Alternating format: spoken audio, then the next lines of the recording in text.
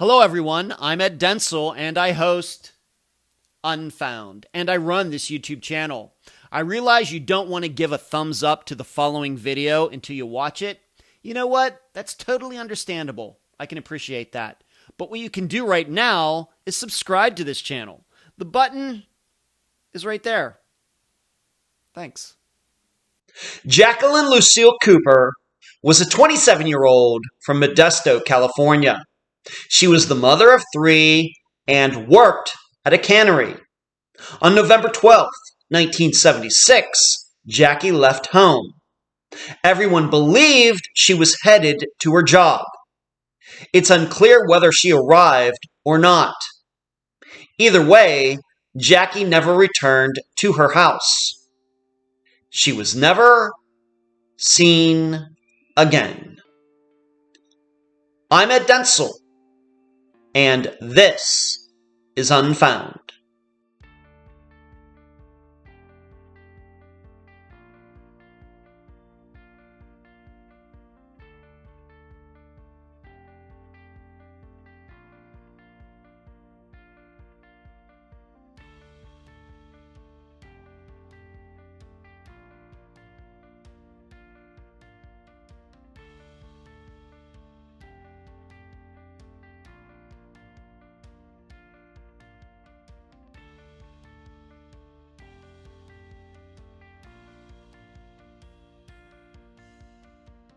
As the title suggests, this is a companion piece to the episode that came out a few weeks ago concerning the disappearance of Mary Watkins. Her son was the guest. In that interview, we discussed James Toliver, a man who seemingly killed at least 5 women before he himself died of a heart attack within moments of his last murder in 1980. To recap, for Mary's disappearance in 1979, he met her at a singles group and eventually convinced Mary that the two of them were going to ride off into the sunset and live happily ever after. Not only that, but he convinced her to take essentially her life savings out of the bank in cash. Neither she nor the money was ever seen again. Well, with the disappearance of Jackie Cooper, some of those facts are the same. However, Jackie was married and much younger than James, and she didn't have that much money.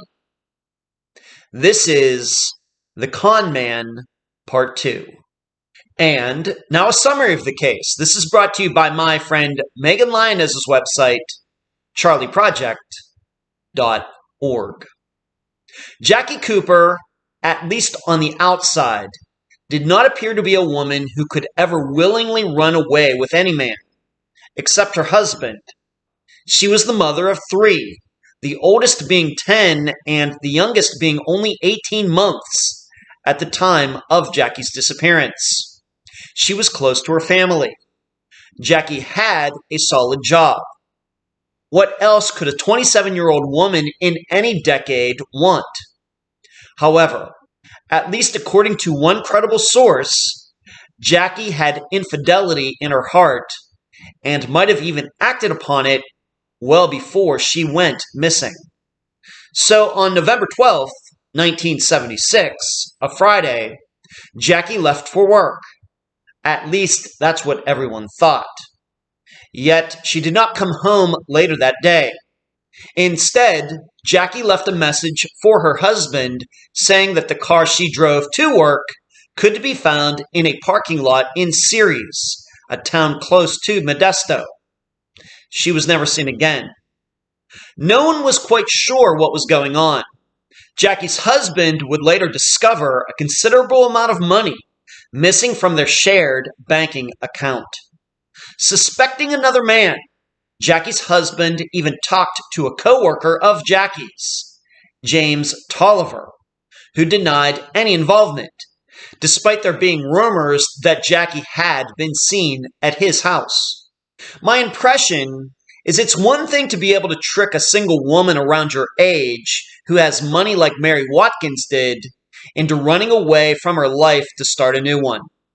It's a whole other, much harder thing to convince a much younger wife of 3 to leave it all behind. Please contemplate that idea as you also try to answer these 3 questions during the upcoming interviews. Number 1, what can we learn from Jackie's disappearance and apply it to Mary's, and vice versa?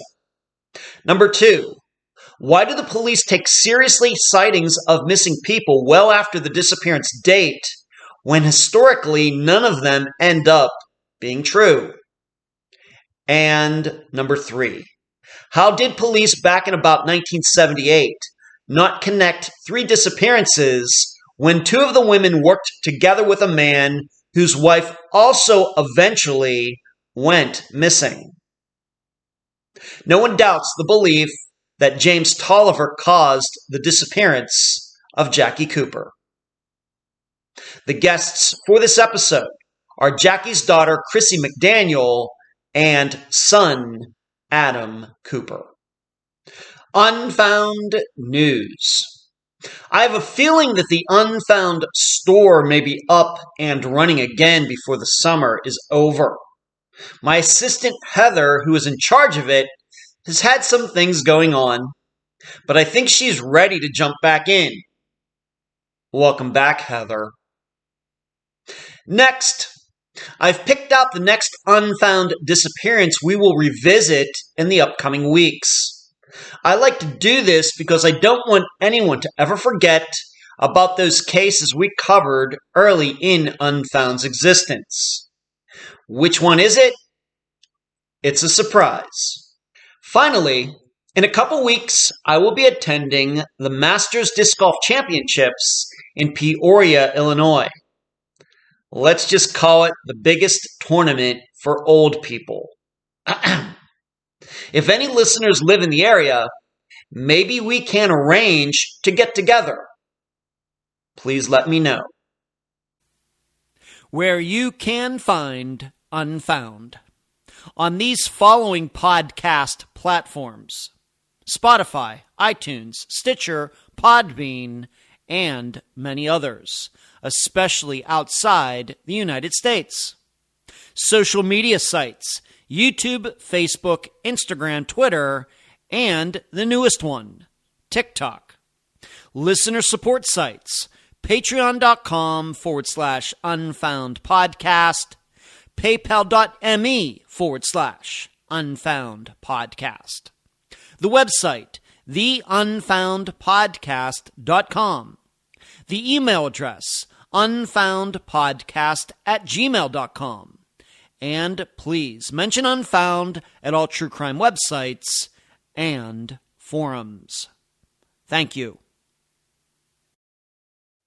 I'm so happy to have on this episode of Unfound the daughter of Jackie Cooper, Chrissy McDaniel, and Jackie's son, Adam Cooper. Chrissy and Adam, welcome to Unfound. Hello.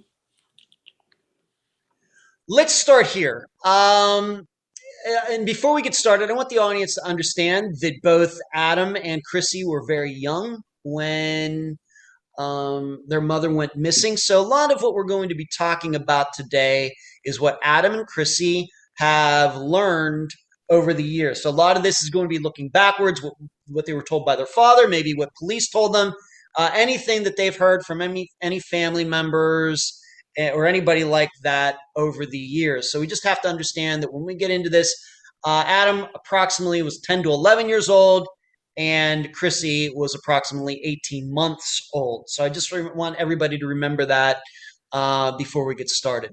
Let's start here. Chrissy, we will start with you. Just give the audience a little idea about the Cooper family. Of course, you were only 18 months when your mother went missing, but getting older, what did you learn about your family? How would you explain the Cooper family? And then I'll give Adam a chance to answer that too. Well, the Cooper family, I don't start with Adam maybe on that one. Okay. All right. Well, yeah, Adam, what would you say? Just give an idea of your family. Like I said, we're going to have to of course, be talking about after your mother went missing, but You three, maybe you have other siblings. Maybe you want to talk about them. What can you say about that? Yeah, growing up in California, best I can remember, like for my mother and my father were really good about taking family members in and letting them live with us. Wow. We had my mom's half brother living with us at the time that she went missing. He was living there full time, and then another half brother, he was there off and on. A couple of cousins, they was real giving, caring, willing to help anybody out. Both hardworking people. Hmm. Were these people that maybe fell on hard times, or what would No, cause them to they kind was of move in? younger and in school still. Well, the one was, and the other had been in some trouble, and since him passed. But Oh, people, they needed a place to go, and that was they was better off there than where they were probably. And so mhm.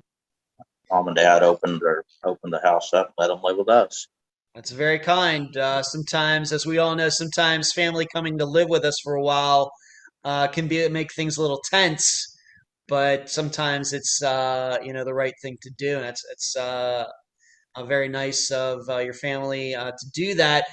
Chrissy, do you remember that? Were they still doing that once you got to maybe 6, 7, 8 years old? Do you have any memories of that, or have you heard about that? No, I knew that they did live with us. By that point, we had already moved back to Oklahoma and was living with my grandmother by the time I was 6, 7 years old. Right. I don't really remember living with any of my cousins or aunts or uncles or any of them. Uh, Up in the Northern California area, Right. right? I mean, I Maybe, know, please. sorry, I know that they still came like after we moved to Oklahoma, they would come and visit randomly and stuff and drop by. But as far as living in the household, I don't remember that. Hmm. If you can remember, Chrissy, what year was it that all of you decided to move from California to the kind of the center of the United States? What year was that, and what do you think brought it on? And then I'll ask Adam a little bit more about that. I was probably 2 or 3 years old. So 78, 79. It was pretty soon after, I believe. I think that my dad just needed help with all us three kids at the time. So he moved back in with his mom, my grandmother, um, at that time. Okay. Adam, do you remember the move being approximately 10, 11 years, or you'd be maybe 12 at that time? Do you remember moving? Do you remember that? Yes, I was probably 11 or 12. I know when we moved back to Oklahoma, I started school here in the sixth grade. So it Mhm. was in the summer between the fifth and sixth grade. Yeah. And I think just a spur of the moment deal. My dad just, I can't even begin to imagine what he went through mentally, and I think just Yeah. one day he decided that that's what was best for us kids, and he loaded up and moved us to Oklahoma. Right. How did that adjustment go for you, Adam?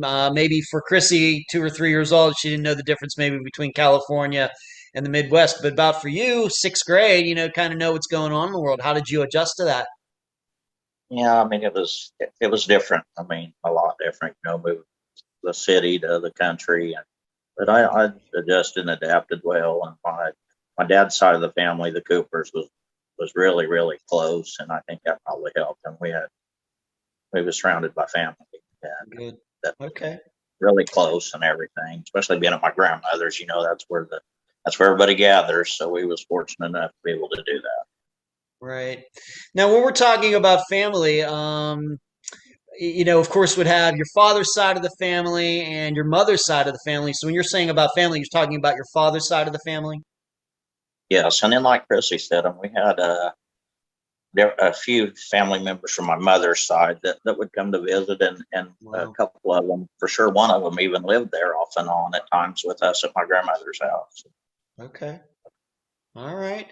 And And, my and then understand, please continue, and then please. others, we didn't hear from and stuff. We got separated from them, just like people do. And then over the years, we, because of social media and stuff, been able to locate family members and stay better in touch. But for a while, with some of them, we was separated from them. Okay. Chrissy, maybe you could talk about, given that it's been, of course, 6 years since your mother went missing, in living, moving to that area, becoming a teenager, a grown woman, your mother's name get mentioned a lot, or, maybe just at family function time, or what do you remember growing up? I honestly don't. I'm sure it was talked about always, but I don't really remember it until I was probably 7, 8, 9 years old.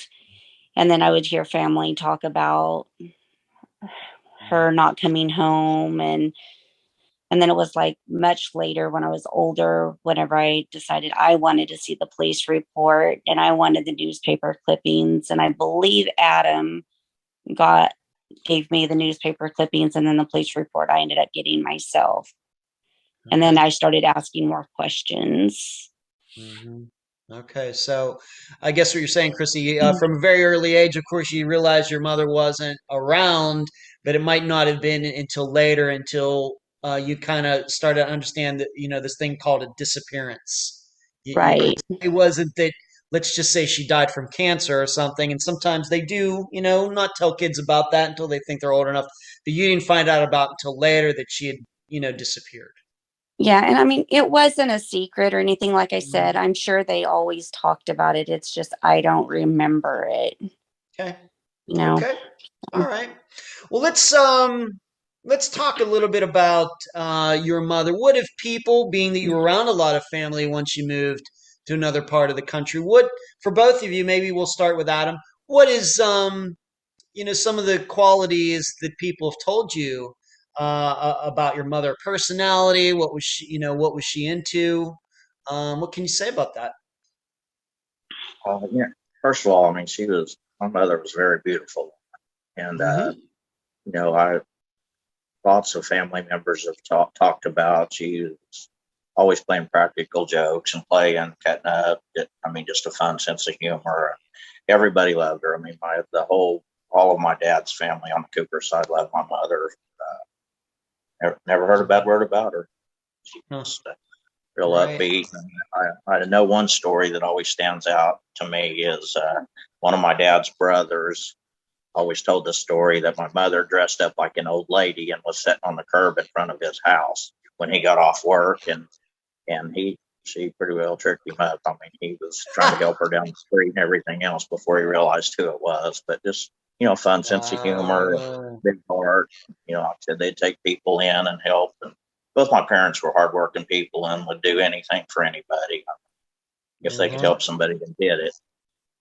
Okay, so we're hearing a little bit about Jackie, that she's a little bit of a practical joker. A little bit. Yes, A little very bit. much. Okay. Okay. I have it in my notes, so I will ask Chrissy, do you even know how your parents met? Chrissy.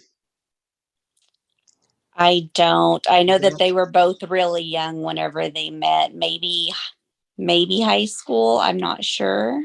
Oh, okay. Okay. Well, don't feel bad. I'm not sure. I think I know how my parents met either. Maybe I should put that on my list of things to ask my dad, being that's Father's Day. So don't be bad. Feel bad about not knowing that. But I do have to ask. You're of course two children. You have another brother or sister. We do. We have I have an older sister that's just a couple years younger than Adam. Oh, okay. Yeah. Okay. Her name is Lisa. Okay. And did she know that both of you are doing this interview today? She No, I don't think I told her. We Okay. told her we were going to. I just didn't tell her when. Okay. So Okay. Very good. All right. Um, Going back to Adam, once again, just to ask you, a very pointed question. The way you remember it after your mother went missing, you moved to the Midwest. Did your father talk a lot about your mother? Maybe I should even ask you this: Did your father end up getting married again, or anything, or what happened there, Adam? Uh, I don't remember talking a whole lot about it in front of us kids. And, Mm. I've said it a million times. I'll say it again. I can't even begin to know what my dad went Right. through Right. mentally. I mean, I just can't. I'll never be able to understand what he mentally went through. And because of that, I don't think they talked about it in front of us kids. I'm sure he didn't want to further hurt us anymore. Mm-hmm. I know it was talked about. And the question you asked Chrissy about how they met, I think my mom's only full brother, Gene, introduced them to, and they through life stayed very, very close. And my dad and Gene was like brothers, I guess, probably from the time they was young age, clear up until my dad passed away in 2013. And then my uncle Gene passed away last year. Okay. Okay. But All as far right. as them talking in front of us kids, I don't remember a whole lot being said. And as I grew older, I never brought it up. I didn't want to hurt my dad. Okay. Gotcha. All right. Let's move on to this. Some topics that are going to be important here in a bit once we get to the day that she went missing and everything that has transpired since. Her job, she worked at a cannery. I realize you two technically did not grow up there. You ended up moving. Cannery, a big industry in Modesto, California. Was that a place that employed a lot of people? How long do you think that your mother had worked there? What do we know about this cannery place and cannery job that she had all these years later? What do we know? Maybe you can start with Chrissy. I honestly don't have any idea how long she worked there. I know that I believe my dad had asked her to stop working there before toward the end. So I don't know if she had stopped working there or if she was still working there at the time that she disappeared. But I don't have no idea how long she worked there. Okay. And Adam, cannery, was there, once again, your understanding, more than one of these canneries? Because this might, play a role much later in this discussion, but more than one cannery in Modesto, or is like the only business? What do we know about that? I honestly don't know how many there was. I know that one I think was called number 7 or something, but I don't have any idea what that meant. Okay. I'm not really sure how long she had worked there either. I never really thought much about it. Okay. Oh, maybe I should ask you this. Adam, what was your father's work? What did he do? He worked for I think it was called Livio and Ford or something like that. It was where they made windshields and glass for Ford automobile. Wow. Okay. And it was in another town near Modesto. I can't remember exactly where it was. I want to say Ceres, but I'm not sure that that's right. Interesting. That's interesting. That's really weird because where I grew up in Leechburg, Pennsylvania, there was a town there, not too far away, 20 minutes away, that also they made automobile glass too. That's so weird. Okay. Let's move on to this. You've already stated that they had 3 kids. We have Lisa, Chrissy, and Adam. Adam being the oldest, Chrissy being the youngest. And I just want to remind everybody, how old were you, Chrissy, at the time of your mother's disappearance? About 18, 16 months. It's really young, about a year and a half or so. Okay. And when your mother would go to work, did you have a babysitter? Do you even know what they did there? Who else watched you? Another family member? I think it was family members that watched us whenever they went to work. Like Adam said, there was always family living there. And I knew that family members had babysat us when I was younger. So I'm assuming it's always been just family. Okay. All right. And Adam, you would have been going to school at the time, maybe 4th grade, something like that? Yeah, I was in the 5th. I finished the 5th grade there and started the 6th in Oklahoma. Okay. All right. Let's move on to this. James Toliver, of course, he's going to be a large topic of discussion. Of course, people who have already listened or watched the first disappearance I covered, that we believe that James Toliver is the perpetrator of the disappearance of Mary Watkins. He was a prominent discussion when I spoke to her son, Ed. The way you understand it, when was the first time that your family had ever heard of James Toliver? Maybe we can start with Chrissy on that one. When did you first, it could be when you were 12, 28 years old, whenever, when was the first time that James Toliver first entered your mind as maybe being connected to your mother's disappearance? Do you even remember? I don't remember exactly, but I do think that I was older because even though when you're younger, you can hear a name and you might not really put it together or you don't know any background or any history on it. So I was probably honestly older. I'm sure I heard his name when I was 7 and 8 when I first started asking questions, but I really didn't start Okay. really putting the pieces together until I was older and got the police reports and I read them, and I haven't talked to too much of other family members, but Okay. the when I did, I kind of put it together and Okay. think that that's where, yeah, Okay, so maybe late 90s, early 2000s. Maybe the first time maybe probably. you kind of put it all together. Mm, yeah, when I put it together, yeah. But I've heard his name probably when I was like 9, 10 years old. Okay. What about you, Adam? Once again, you're a little older, about 10 years older than Chrissy. What is your first recollection of hearing the name James Toliver as it could be related to your mother's disappearance?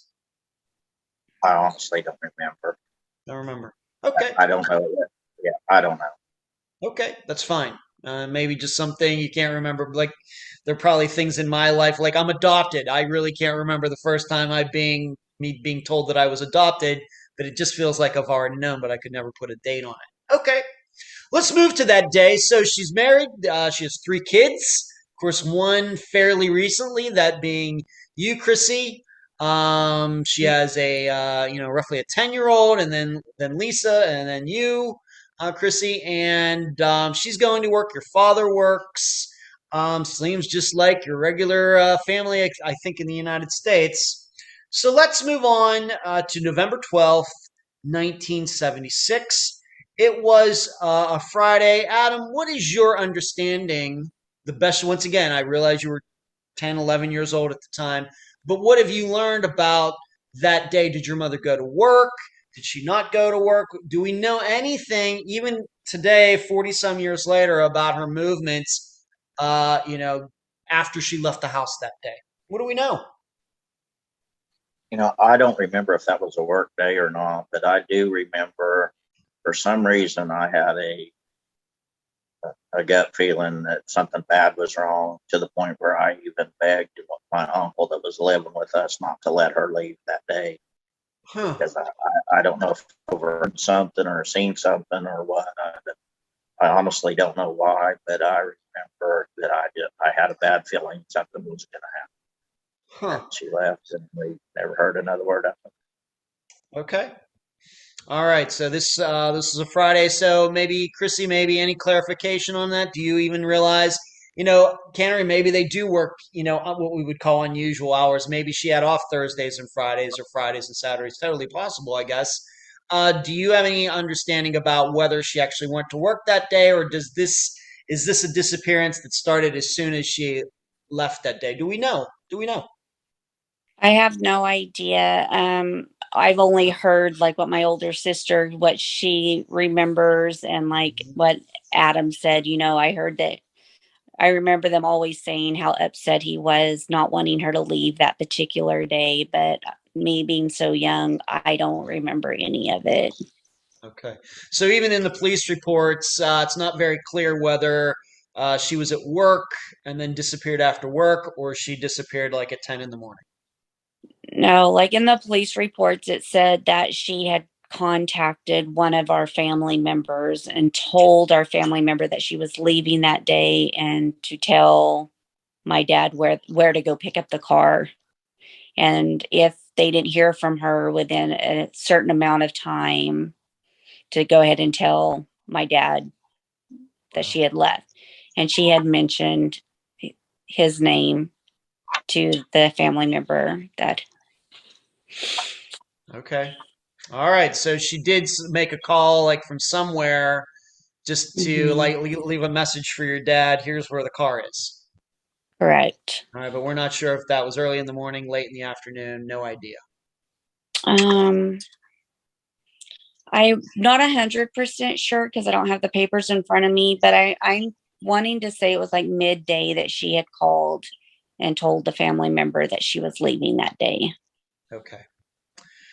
All right. So, of course, on that day, on November 12th, she does leave, and we'll get into that. But she doesn't come home that day. What is your understanding regarding what your father does? Of course, he gets this message, and I'm, about where to find the car, which, of course, is, really going to be a big question mark. What is going on here? But what does he do?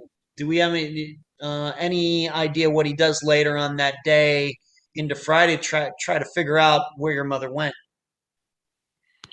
I don't know. I'm not even positive that the family member told him the same day and called him the same day about the car and stuff. So I'm not sure what his actions were for the rest of the day and when he actually started panicking and really looking for her and trying to find out what was going on. I don't know if it was that same day, the next day. I honestly don't know. Okay. Adam, being that you were just a preteen at that time, do you remember that day uh, specifically, or is that something that just has not stuck with you? Obviously, you remember this feeling that you had, but like for example, do you remember later in the day when your mother's not there? Do you remember that? No, I really don't remember. It seems like maybe the car was brought back home later that evening, but I'm not even sure about that. Can't even remember who helped him go get the car. Okay. No, I really don't remember. Okay. All right. So she, of course, goes missing sometime during that day. That is the accepted date for her disappearance. And she calls a family member, says, you can tell your father where he could pick up the car. We're not sure when this happened. Some of these details are still vague all these years later. And as Adam says, maybe the car actually did get picked up that day. Maybe she left the keys in it or something. At what point we'll move on now to these next days, November 13th, 14th, 15th, kind of in that area. What is your understanding? I'll start with Adam. What is your understanding about this time? How soon did the police get involved? Did your father file a missing persons report? Or being that she said she was leaving, was she, how did that all translate? If she'd said, yeah, I'm leaving, is she technically a missing person? What do we know about that all these years later, as far as how soon the police got involved? Yeah, I'm really not sure. I mean, I know he tried to file a missing persons report at one time, and then I don't know if I read it or heard it through a family member or what, but somebody actually called the police or during an interview told them that she had been seen, and so that pretty much stopped the missing person investigation. Right, and this is I've something. never, Right. I've never believed that they really seen her. That's just me. I've never believed that, but that stopped the missing person investigation in their mind, that she was willingly left and was safe, and that stopped it. Yeah, Adam, thank you for bringing that up, because that was something that first came up when I spoke to Chrissy originally, that there was a family member, and we're not going to necessarily get into names here, but um, who maybe you can describe, was this an aunt or a cousin or somebody who said this? And I guess what we're saying here is probably the sighting was not true, but how did you find out about that, Chrissy? Was this an aunt or somebody? Would she have even been in a position to see her mother, even if we were to believe it were true? What do you think about all that? So I know that information from the police report, them interviewing just all of the family and people she worked with. I believe it was her grandmother, and her grandmother, I guess, was walking down the road one day and thought she saw her in a pickup truck. Huh. Any idea how long this was after that Friday, November 12th? Any idea? A week later, a few days later? Any idea? I honestly think it was months later. Wow, that long. Yeah. Yeah. Okay. Probably 4 or 5 months. It was a while. Okay. So I guess what both of you are kind of saying is that the police, a report was not filed very quickly. Of course, as you would probably imagine, Mhm. this is a unique type of disappearance. Most of the time, a report gets filed maybe 24 hours, 48 hours, 72 hours later. What you're saying here is, really nobody really understood that she was missing and was going to stay missing for quite a while. Right.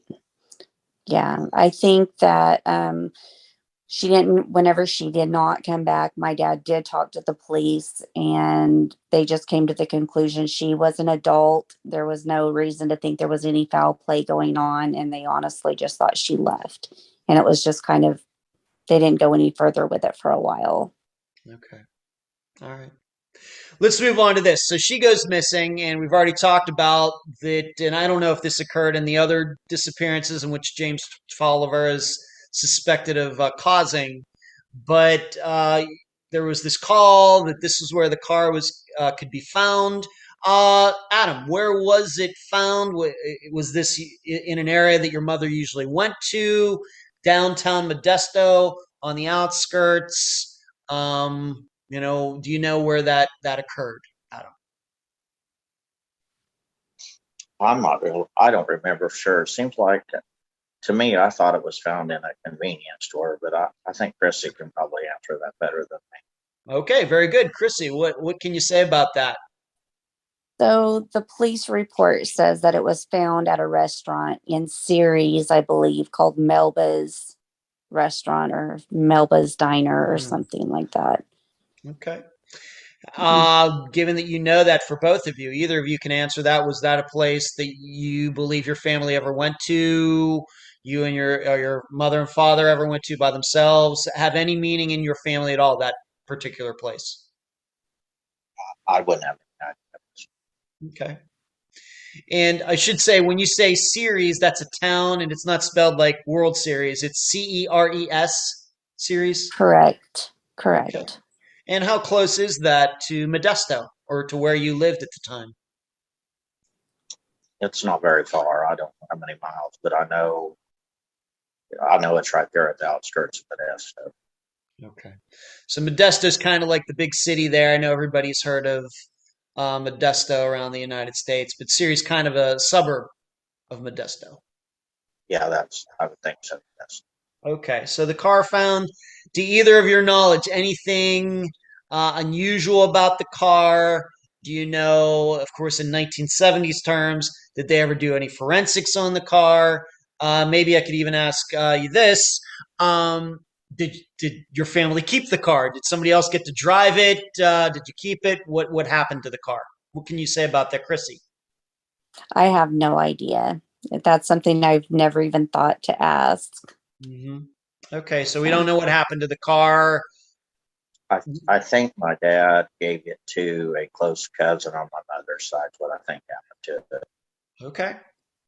All right. So somebody else got it when she did not come back, and I guess in a timely manner. Somebody else in the family got that car, but no forensics done. That wouldn't surprise me. Even in 2022 in disappearances, cars don't get forensics done on them, even in disappearances. So that would not surprise me at all. But okay, so the car was found. It's given to somebody. I'm guessing there was no, given that it was just given away, no signs of violence or anything in it. Let's move on to this. And this is a recurring theme with all of the disappearances that James Toliver is believed to be involved in. And hopefully we can cover as many as we can on Unfound so everybody can see the total picture eventually. But it has to do with money. Every one of these disappearances that and even the known murder of Florence Ricina that he got involved in 1980, money was a factor.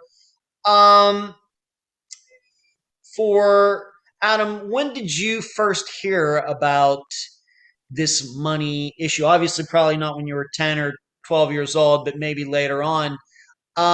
When did you first hear that your mother had gone to the bank and gotten some money out before she went missing? I may not have even known that until I somehow got the newspaper clippings and stuff. I don't remember how I got those. I think a family member mailed them to me. Okay. That may have been when I first found out most everything I do know, especially about the money. Okay. And can you even remember what year that was? Was that within like the last 20 years, or are we going back to like the 1990s? Can you even say? What was the question? I'm sorry. I'm gonna sure, no problem. What year would that have been that somebody sent you these articles that actually ended up talking about the money? I'm going to guess when I was probably around 17 years old or so. So Okay. 83 probably. Okay. So about And you 7 read years that, after she went missing. Okay. All right. So fairly, please. you read that, and I know some of the other women have a lot more money, but you read that and you think what he done to our family for $4,000. Right. That's That's right. pretty tough. Pretty tough to take. Yeah. Yes. Okay. And you just mentioned that amount, Chrissy. How did you? I know you have the police report. Is there anything in the police report, reports about her disappearance that talks about the money that she withdrew? Is that in there somewhere or not? Yes. One of her friends slash family members had told her that mom was telling her that Toliver was always asking her to save X amount of money. And once she saved this money, he was going to take her to a ranch or something like that. So that was a statement that one of the family members had given the police during investigation. I Wow. believe he wanted her to come up with $4,000, and I believe she was only able at the time like 1,200 or something like that. I'm not sure the exact amount. Okay. So we're talking $1,200 in 1976 money, which could be $12,000 today, considering inflation and everything. So not, I mean, we think about $1,200 in 2022 terms, it doesn't sound like a ton of money, but in 1976 terms, quite a bit. Yeah, and I That's mean it could be more or less. I don't know still. because by my understanding, all of us kids had accounts too. And when I was a little bit, I was still pretty young. We had called to check the balance on it, and those have been closed out too. And we didn't know that at the time. We didn't know that until years later that all the accounts were closed out. Okay. So it could have been more. Okay. And your understanding of your parents' finances, Adam, did they have like all joint checking accounts and savings accounts? Or, of course, these days it's not unusual for husband and wives to have their own separate accounts.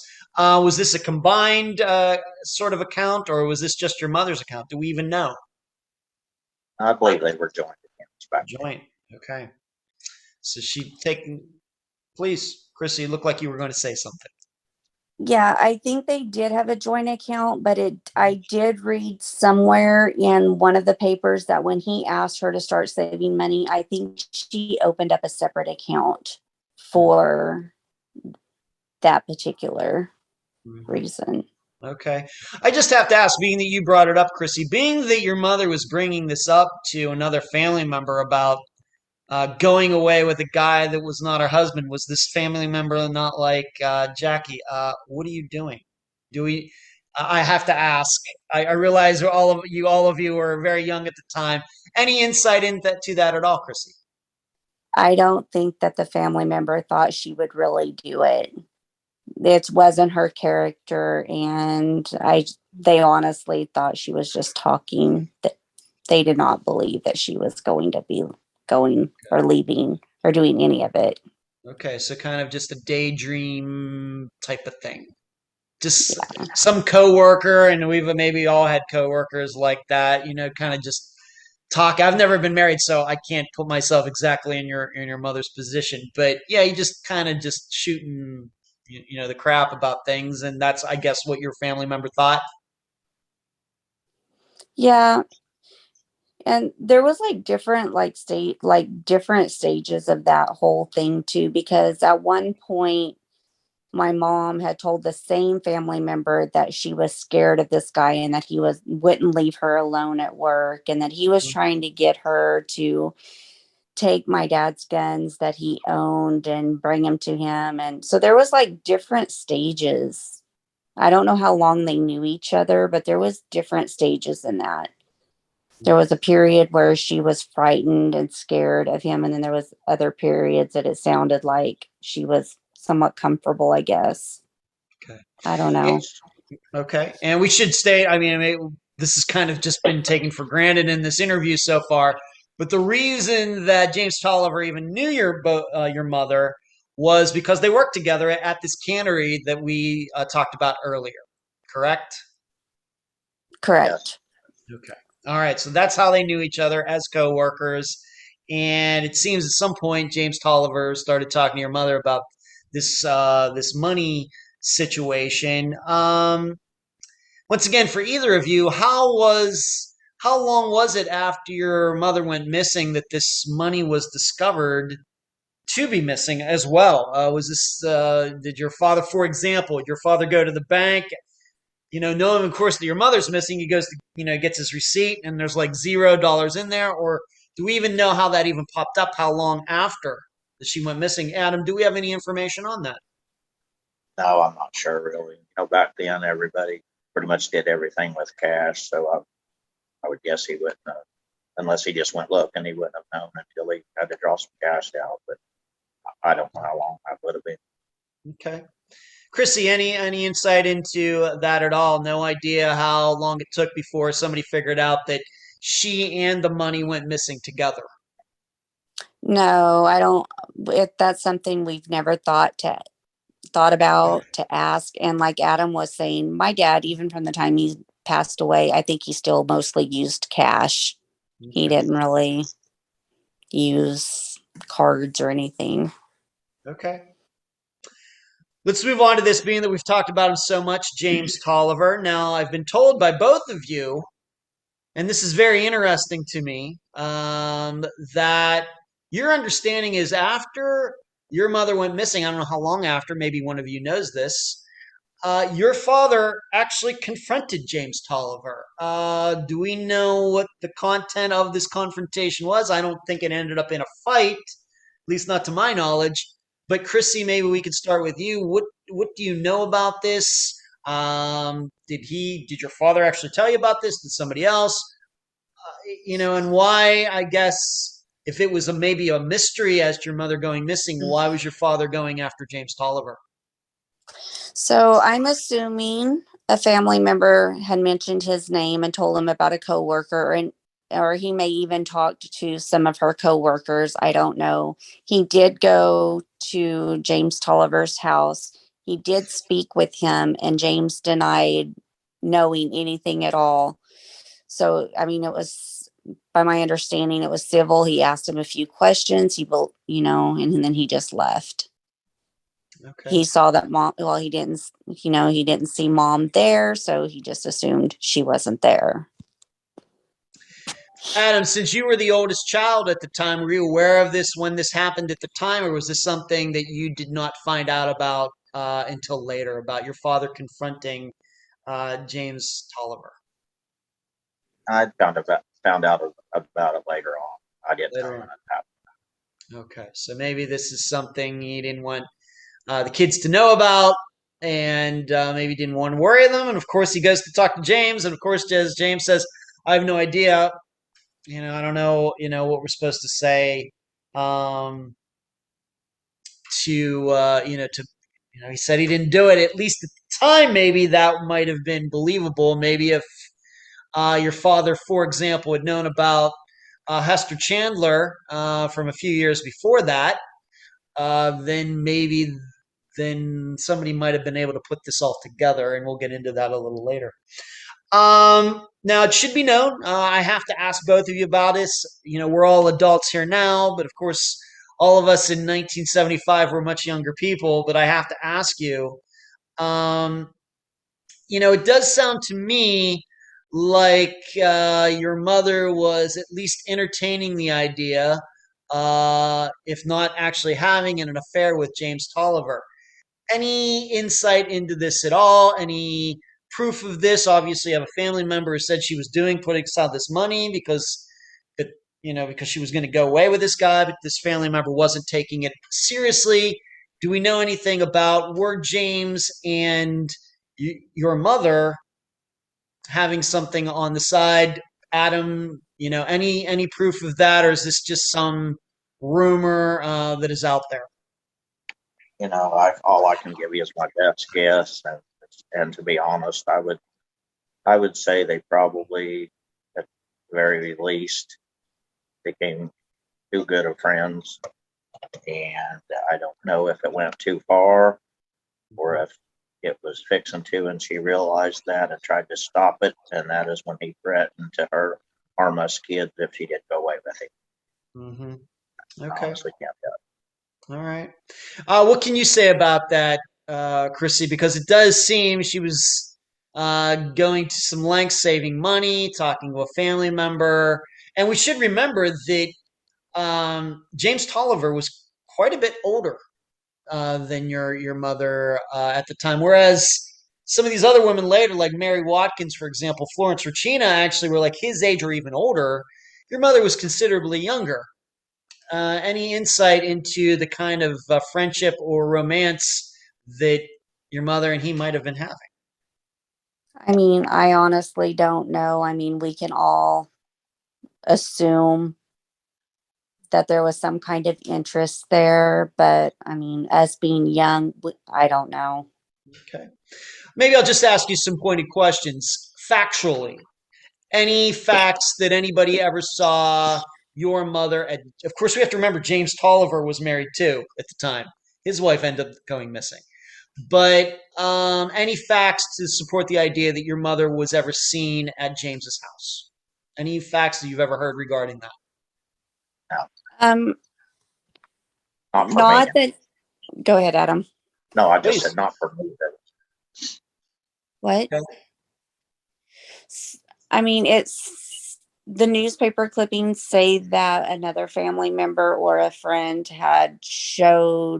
she had shown them where James lived and said she had been there. Hmm.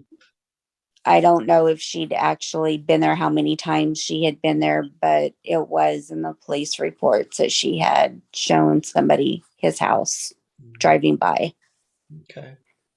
Okay. So doesn't seem very solid to me, but we also can't ignore the idea that she was we can't ignore the idea that she did tell a family member that she was putting away some money because she was going to run away with this guy. So I don't know, where we can, how you split that. Don't know. Okay, but no factual as far as any information that those two ever being seen together except at work, which of course that makes a lot of sense. To either of your knowledge, being that your father went and talked, I get not maybe not confronted, I used that word before, but maybe it was just a talk to James Tolliver. Did the police at the time in that year or maybe the next year ever talk to James Tolliver about your mother's disappearance? Adam, do we know anything about that? Have you ever heard, being that your father suspected of him something, did your father go to the police and say, hey, you might want to go talk to this guy? Do you know if that ever happened? I honestly don't know. And I know I heard different than Chrissy did, I guess, about when my dad went there. My dad was angry there, Well, and I think he got pretty heated. I don't know exactly what all happened, but it was my dad was confident that he knew something. okay, so a And, little and bit it's just different impression. Okay. and it's just what I've heard. Maybe it's just the way Chrissy and I took what we heard. Sure. The age difference between her may have been a little different. Okay. But once again, not sure if the police ever spoke to James Tolliver officially about your mother's disappearance. Not that I know of. And Chrissy's done a really, really, really good job of visiting with the police and different ones and going through the police records and stuff. She'd probably answer that better than me. Okay. Well, Chrissy, you can take a shot at that, of being that you've talked about the police reports. Anything in there about them going to talk to James Tolliver? Not a thing.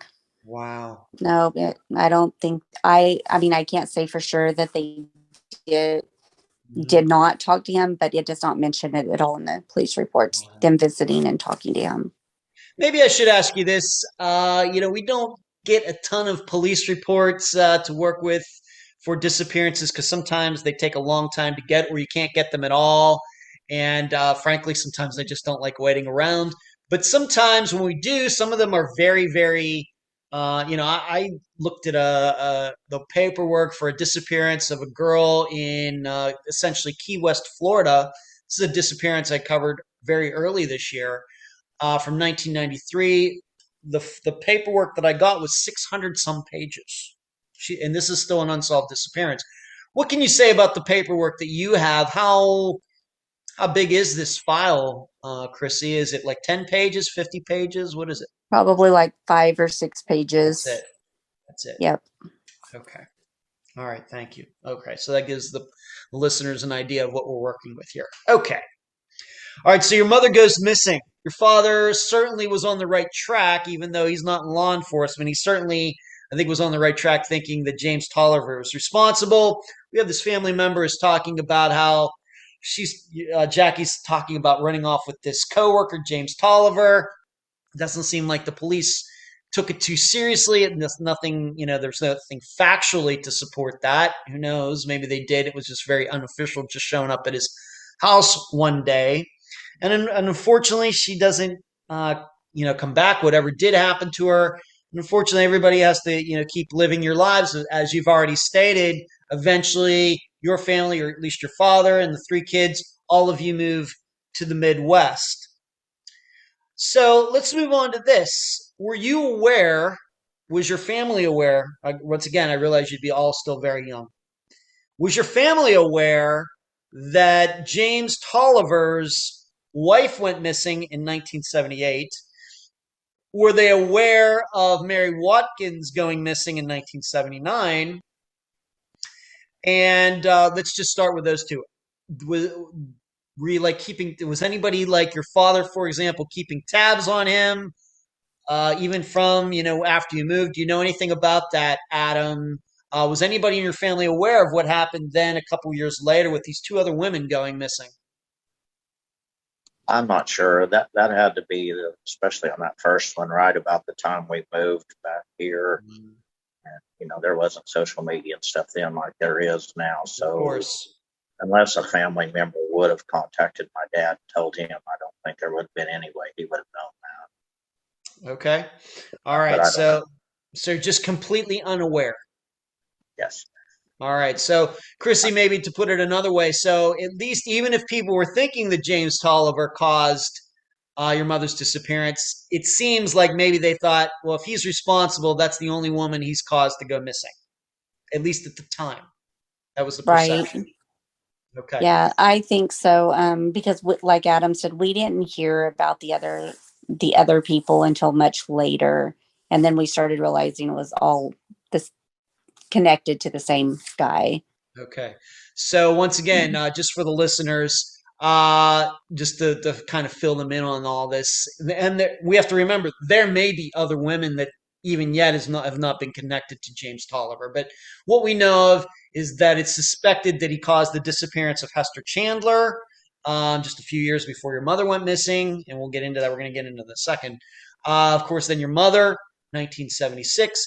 His own wife in 1978, Mary Watkins in 1979, and then in 1980 we have Florence Regina, where he was in the process of making her disappear and murdering her, but then he had a heart attack and died, and we covered that in the interview I did with Ed Watkins a few weeks ago, an episode that came out a few weeks ago. Now, speaking of Florence Regina, though, finally, when she was murdered, and in the process of James trying to get away, he had a heart attack, died, had a pile of cash. Even in 2022 terms, it was a ton of cash on him. Do you know it? Then suddenly your mother's name out of nowhere pops up in an article covering the disappearance of Florence Regina. Of course, Chris, even by that time, you might have been 5 years old. But Adam, you would have been a little bit older. Do you even remember that?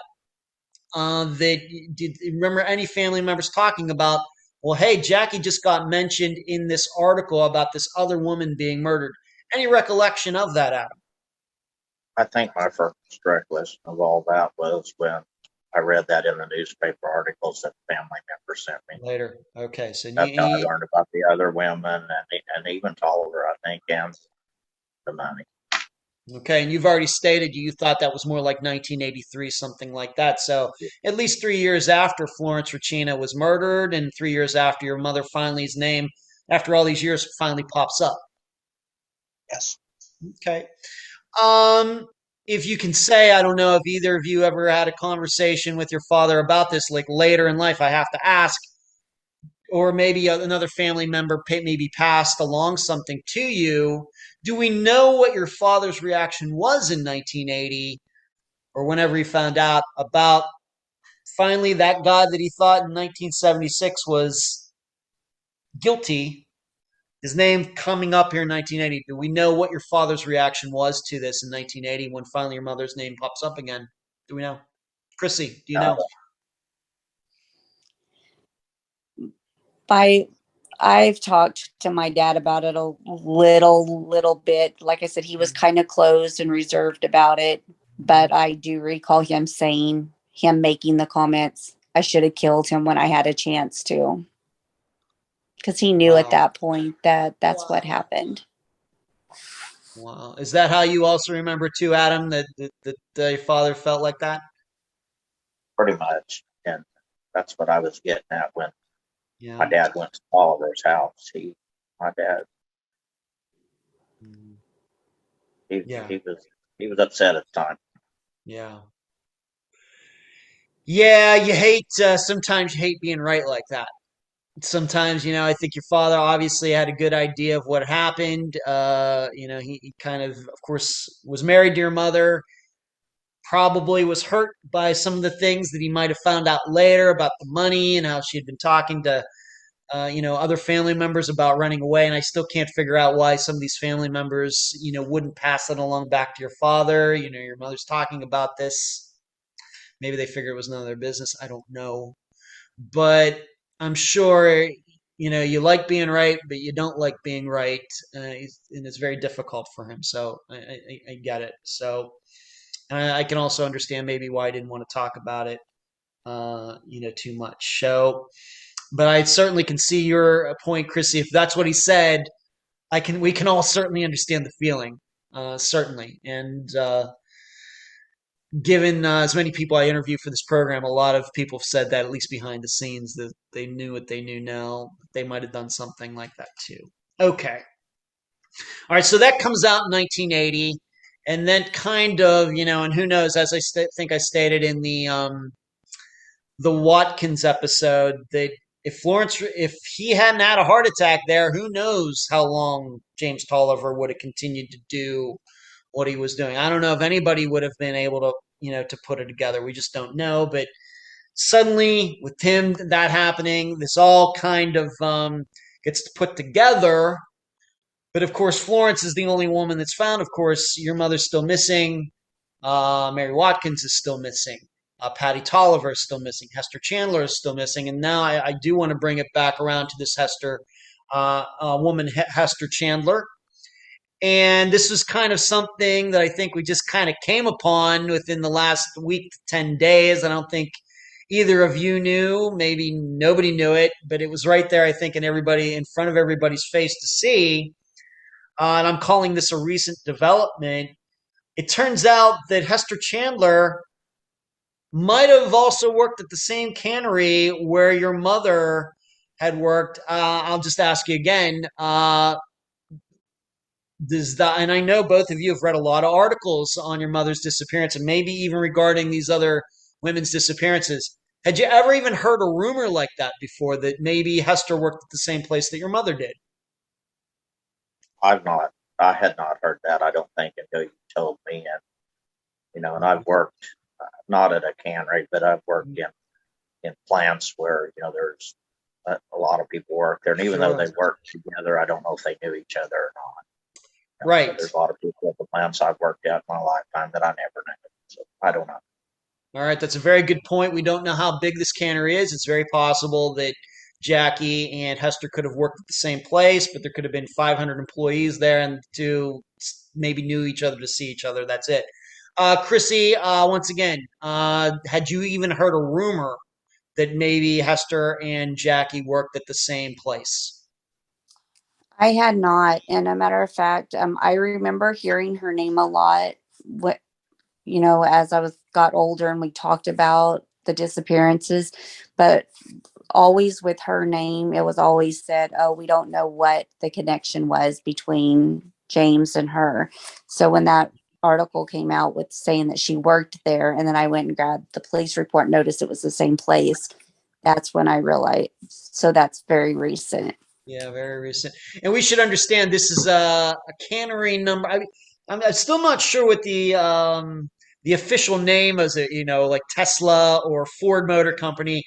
Do we know the actual name of the cannery? And because this number 7 keeps coming up, do we know the significance of it? Is there like a cannery number 6 and a cannery number 8? Do we even know any of that? I'm not sure, and I can't even remember the company name, to be honest with you. Okay. Okay. How about you, Chrissy? I read the name of it in the police report recently. I don't remember exactly because I'm stuck on that number 7 thing now. Okay. All right. And the listeners should know that by the time they're hearing our voices or seeing us, this will play on YouTube, that I will have posted the proof that Hester and Jackie worked at the same place. Whether they knew each other, hard to say because we just don't know how many people work there. If it was like if they both worked at a McDonald's, then of course they would know each other. But a big place like that, it's hard to say. But it wasn't even a rumor, so it seems like this might even be new information. And I'm wondering, I just have to ask something like this. Do we even know that if any coworkers, after, of course, they're working there at the cannery, they know Hester goes missing, and then a couple years later, Jackie goes missing. Do we know if any of these coworkers ever went to police? Anything in the police records? Any rumors that you've ever heard that some of these cannery employees maybe went to police and saying, "Hey, it's really odd these 2 women that worked here both went missing." Anything like that, Adam? Have you ever heard anything like that? No, I've never heard that. And Chrissy, no, No. nothing. Mm-mm. All right, that is because that's something I think that we probably need to think about too. I think for any of us who've worked in a place where there are a lot of people, when you hear 2 people, something unique, strange, unique, rare happened at the same time, you start thinking, can those 2 things be connected? It seems hard for me to believe now that you're saying that stuff. Yeah. Those 2 women came up missing, and it got to the 5th woman at least before the police suspected him. I never really thought about that till you started saying that. Adam, I agree with you. I've covered 256 disappearances over past almost 6 years. I agree with you, and I really don't. I wish I had a good answer for you. I don't. It should never have got to that. No, it shouldn't have. And if nothing else, when the man's own wife goes missing, on top of everything else, if the cannery has 500 people, granted, I think it would catch my attention, but then somebody who works at the cannery's wife also goes missing. What's going on? But for both of you and the audience, should know the police still have a lot to learn regarding disappearances, even today. So I'm not even going to rule out something like that couldn't happen today. My impression, but I agree with you, Adam. I think it's they shirked responsibilities and really, keeping up on this, and not putting it all together. I agree with you. Nope, we lost Chrissy there for a second. Oh, there she is. Okay. He had a cough attack. That's okay. All right. So, Adam, I think that's a great point that you bring up. And I don't know, given probably the officer who took the report, whenever that was, for Hester Chandler, and your mother, probably deceased by now. So we'll never, get to ask that person or anybody back at the time those specific questions. Your father, as you stated more than once, didn't want to talk about this too much. Didn't probably like to talk about this too much. I think I did ask you earlier, but I don't think if there was. I don't know if there was an answer. Did he ever get married again? Did he ever? And I realized that Yeah, he died just within the last 10 years. But did he get married again? And how did yes, he I'm live out his days? trying to think. I don't remember what year they got married, but I think they had been together 30 years before he passed away. She had 2 daughters and a son. All three were very, very young. My dad took them in and raised them like his own. Wow. And to this day, that's their dad. They'll tell you that. Wow. Wow. Okay. All right. So would you say then that with you, the kids pretty much have been the spearhead of trying to figure out, trying to track down, of course, where your mother is, trying to, of course, pin her disappearance 100% on James Toliver. I think circumstantially we can certainly do that. It's certainly been the kids that have been trying to do this, and your father did not work on this too much. Besides us kids and my dad, she had a full brother named Gene. Okay. And it it took a lot of years before he would even fully admit out loud that she was probably gone. But he was most affected by it besides us kids and my dad. Wow. He went to his grave heartbroken over not ever having answers. And Wow. his final years, me and him actually got really close after my dad passed away, and we spent a lot of time together, a lot of time talking about this. And Mhm. it's sad that him and my dad went to their grave not knowing what happened. Yeah. Well, they know what happened. I mean, without a body. Sure. We know what happened. It's I think it's the why that I'd like to get into it maybe here in a moment. But I think Adam, you just kind of just right away put a question into my head that I will ask Chrissy first. Of course, we know, of course, like it's one of the most common kind of disappearances that I cover on the program. Husbands causing their wives' disappearances. Very common. Do you believe there was anybody on your mother's side of the family who believed that your father could have done this? We know that he didn't, but at the time, was there a belief, a suspicion, could he have done something? I've never heard any of the family say that, so I honestly don't think so. But of course, like you said, everyone's, that's usually the first suspect. I believe Yeah. the police questioned my dad and was going that direction with it. But I don't think any of her family ever thought that for a second. Mhm. What about Adam you, might. Yeah, what about you, Adam? Any belief that your mother's side of the family thought, hey, I think her husband might have done something to her? Uh, Not really. No. Of course, I think by the time 1980 came around and the murder of Florence Urchina, I think that would have caused all of that to go away. But we do have a few years in there where, there was a big, at least a little bit of a question mark regarding that. Okay. Um, Being that you now know, of course, that there are other women out there who have gone missing or one who was murdered, I realize that there is this group, the Victims of James Toliver Facebook group. Um, how long has that group been around, and has it allowed you? Of course, we had Ed Watkins on. Have been trying to find these other family members or children, maybe even grandchildren of these other women who went missing. What can you say about that group? Maybe we'll start with Chrissy. What can you say about that group and what's going on in there? Honestly, my daughter's friend started that group, I believe. Is that right? And Okay, I didn't so, know that. I didn't know that. yeah, Okay.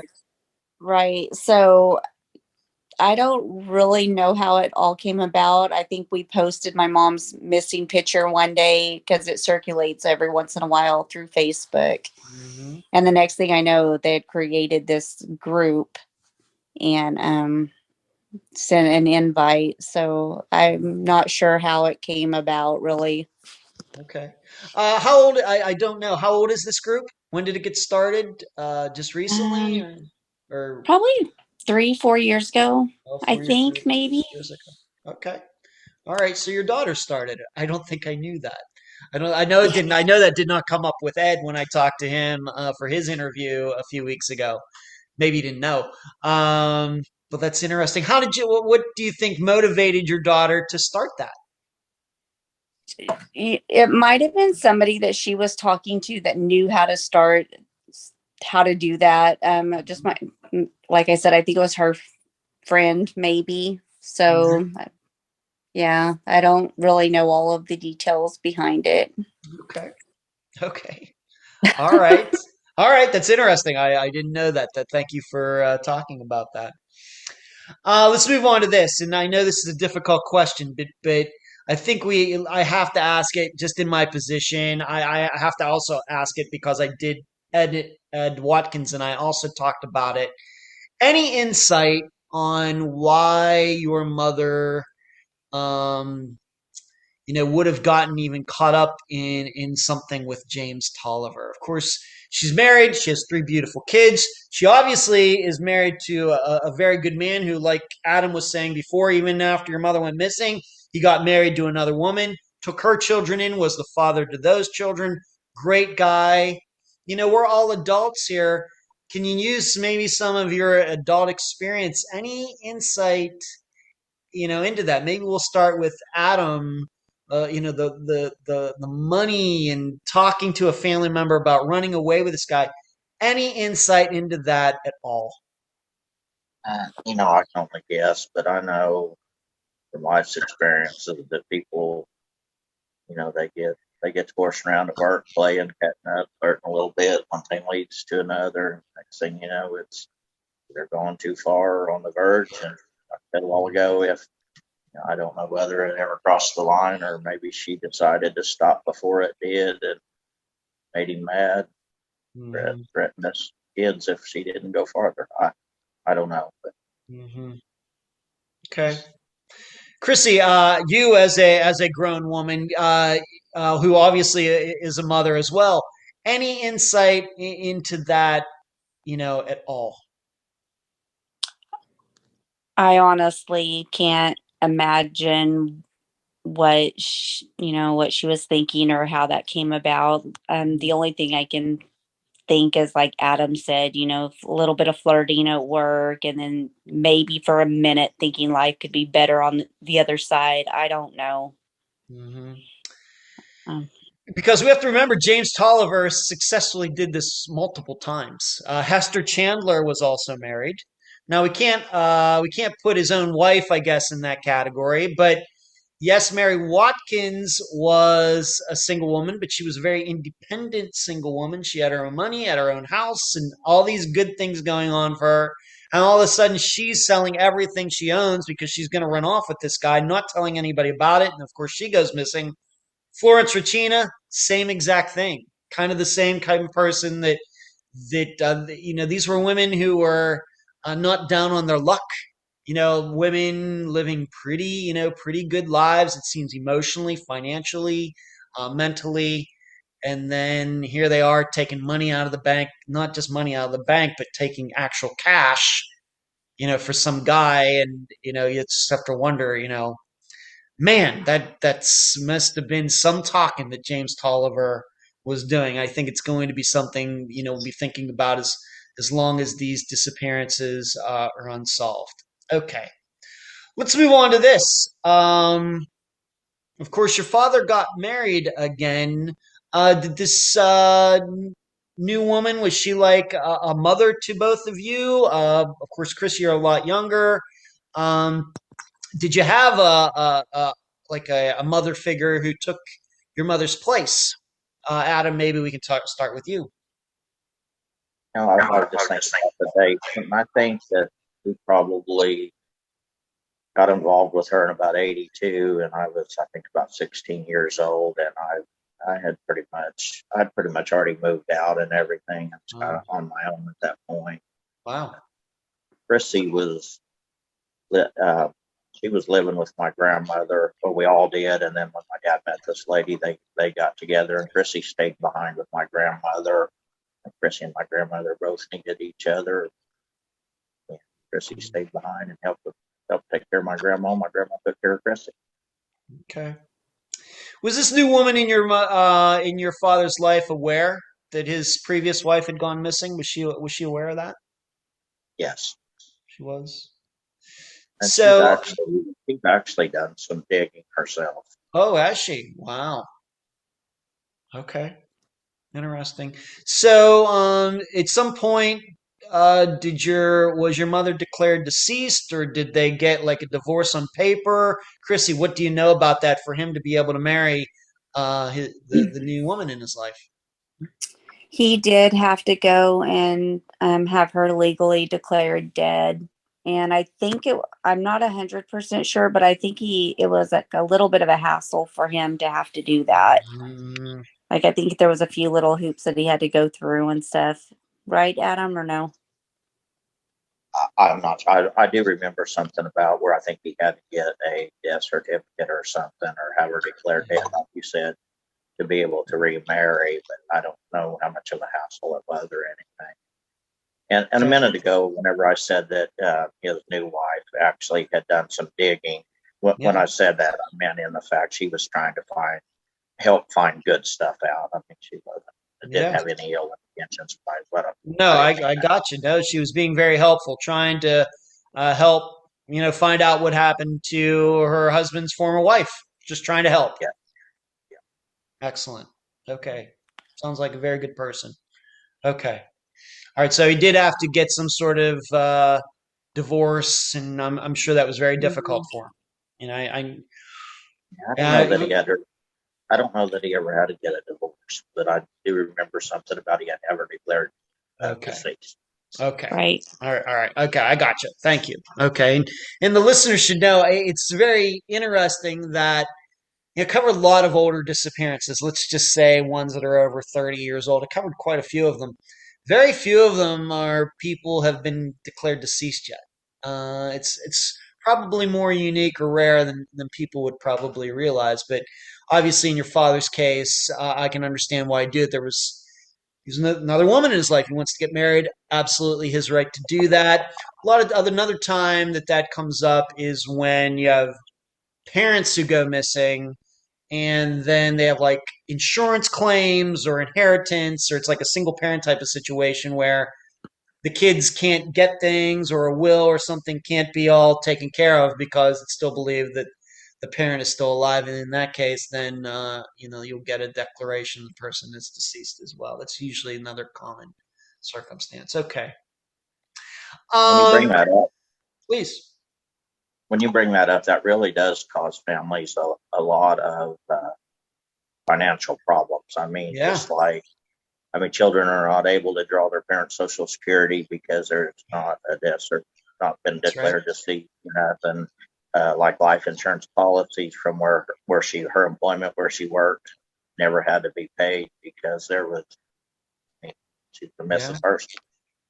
That's right. Yep. It's kind of Adam, what I would call it is one of the unknown parts of disappearances that people really, don't, of course we want to solve it. If there's a crime, we want somebody to go to jail for it or whatever. But we forget about the other part of it, especially when it has adults and they have children who are still around. There's possessions, cars, houses, and things. What are you supposed to do with this stuff? So yeah, it's a huge part of disappearances. It's kind of forgotten. One that comes to my mind is a disappearance here in Florida. Dorian Myers. She was a single mother. Her son was underage. She goes missing, and I believe it was foul play. And they had to declare her deceased in a very quick amount of time to get that paperwork rolling. So her son could get the financial care and everything that he needed. So yeah. Okay. Let's, Chrissy, why don't you mention that group that your daughter got started, a few years ago? Why don't you mention the name of it again for all the listeners and viewers, and then we can wrap this interview up. It's James Toliver Victims, and on Facebook, it's a group on there. Okay, very good. Yep. And I Very guess small group. that's fine. That's totally fine. So I guess your daughter's then one of the administrators for it. It might be her friend because, like I said, my daughter herself talked to this person, I guess, and asked her how to do it. And so I don't know if she's an administrator one or not. Maybe, Okay. but her friend, definitely, yes. Okay. Very good. And I'll make sure I link to it again. I did it a few weeks ago for Ed's interview. I will do it again this coming week. Adam, I'll give you both a chance to say some final words. We'll start with Adam. Adam, any final words before we complete this interview? Not really. I probably want to mention JD's name. JD is my mom's half brother that was living with us at the time, and I know he struggled with this ever since then too. I didn't know we was going to mention names earlier. Yeah, recognize him because I know that he lived with us at the time, and I know he struggled with it. He'd like to have some answers. Okay, he's still around? Yes. Oh, he is. Okay. All right, great. Okay, and Chrissy, we stay in touch. Okay, excellent. Chrissy, any final words for you? Just that this is, I mean, I don't know if people really understand like how hard, like all of the little things, like not knowing your parents at all, like one of your parents. And I just wish there was some answers. I mean, if there any kind of answers at all. Okay. Right. I will tell you, as I told Ed Watkins, is I think that there's something.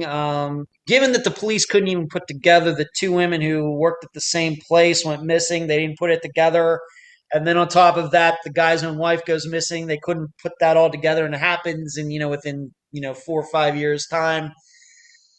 Is not a very positive development. So but I'm hoping that somehow, even 40 some years later, that we can look at, and this is why I would love to try to, I'm trying to speak to somebody in Hester's family or in Florence Regina's family, that usually men or killers like James Toliver, they have a modus operandi that they're always following, because if it works once, they will do it again. And I still believe that Florence Regina's murder, given that we know so much about it, is still something we can use to look at all of these disappearances and think, well, is it possible that James Tolliver's brother helped him with all of these other ones in some way too, just like it is believed he helped putting James's vehicle in a certain area that James was going to go get after he murdered Florence Regina. These are the types of things, and that's why I'm trying to get all of this on the record in the interviews.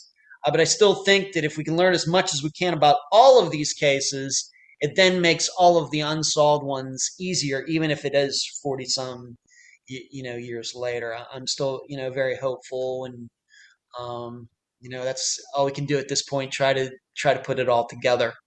Can I say one more thing? Go ahead, please. Like when Chrissy was talking about how hard it is too. I mean, for years, every time you hear a car door or the phone ring, you run and hope it's her. And I would like for people to know that not just us, but anybody that's gone through this, how much of a torture it really is. Yeah. But that's all I got. And I appreciate what you do. And hopefully it helps somebody down the road. You're very welcome. And I hope we can all stay in touch. As with any guest that's ever been on the program, call me, email me, just to talk about things. You need opinions on things. You need somebody you can trust, you can talk to, is not going to blab everything anywhere. I'm probably your person. So I hope, we can stay in touch. And once again, I appreciate both of you being on this episode of Unfound. Thank you. Thank you. You're welcome. And that was my June 19th, 2022 interview with Chrissy McDaniel and Adam Cooper, children of Jackie Cooper. I thank them both for appearing on audio and video for this episode. They mentioned it, but I will mention it again. Jackie also has another child. Her name is Lisa. I think the big question that is probably on all of our minds after the interviews is, how can this happen? Yes, we know people cheat. Women on men, men on women, women on women, men on men. This is who humans are. Not saying we have to be like that, but we need vigilance to make sure we don't become that. If we let our morals down, cheating and everything else can happen very quickly. We have to work hard to be good. However, a 27-year-old woman running off with a 40-something-year-old guy who was her co-worker at a cannery, leaving behind her husband, her children, and everything else just doesn't seem possible. An affair, okay, we're all adults here. We can see that.